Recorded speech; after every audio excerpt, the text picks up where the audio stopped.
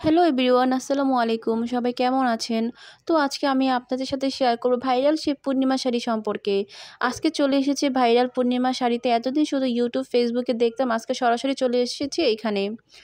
আজকে আমি আপনাদের সাথে পুরো পূর্ণিমা শাড়ির শোরুমটা ঘুরে দেখাবো এবং পূর্ণিমা শাড়ির কিছু গোপন তথ্য আপনাদের কাছে ফাঁস করে দিব। আপনারা যে শাড়িগুলো দেখতে পাচ্ছেন, এই শাড়িগুলো কিন্তু সবই কপি প্রোডাক্ট, অরিজিনাল কোনো প্রোডাক্ট না। অরিজিনাল প্রোডাক্টের প্রাইস বাহিরে অনেক বেশি, আর দাম যেটার বেশি তার প্রোডাক্টের কোয়ালিটিও খুবই ভালো।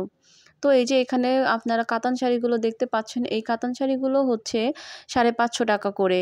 তারপরে তো এখানে কাঞ্জিপুরাম শাড়ি দেখতে পাচ্ছেন, এই কাঞ্জিপুরাম শাড়ির প্রাইস হচ্ছে ১৩০০ টাকা করে তারা বলছিল। তো ওই ১৩০০ টাকা হিসাবে কাঞ্জিপুরম শাড়িটা ভালোই লেগেছে, কিন্তু তারপরেও বলবো যে এই কাঞ্জিপুরাম শাড়িটা হচ্ছে কপি প্রোডাক্ট। বাহিরে এই কাঞ্জিপুরাম শাড়িগুলো ৩,০০০ কি ৩,৫০০ টাকা নিচে কেউ আনতে পারবেন না। আর এইখানে তারা কিভাবে ১৩০০ টাকা করে দেয়, আমি জাস্ট অবাক।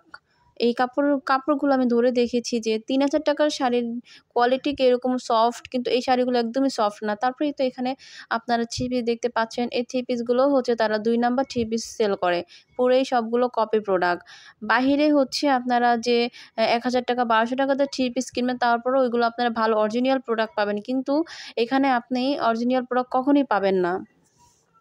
আমি এখান থেকে হচ্ছে কিছুদিন আগে ২ টা থ্রি পিস কিনেছিলাম ৬০০ করে।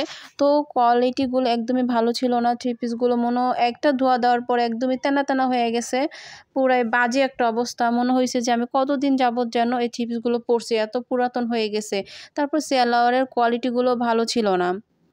আর তারা হচ্ছে মূলত এখান থেকে থ্রি পিস কিনেন, আর যেটাই কিনেন তারা খুলে চেক করে দেখতে দেয় না। কিন্তু কেন তারা এটা করে আল্লাহই জানে। আমি টাকা দিয়ে প্রোডাক্ট কিনবো, কেন আমি চেক করে আনবো না? তারা বলে যে না, চেক করা যাবে না। আপনি হচ্ছে আগে টাকা পে করবেন, তারপর আপনি চেক করে নিতে পারবেন। এছাড়া আপনি নিতে পারবেন না। তারা কি পলিটিক্স খাটায়? আসলে একবার টাকা দিয়ে দিলে আপনার প্রোডাক্ট ভালো না হলে তো আপনি টাকা ফেরত দেবেন। আপনার প্রোডাক্ট নেন, কিন্তু আপনার টাকা ফেরত নিতে পারবেন না। তারা এরকম পলিটিক্স খাটায়।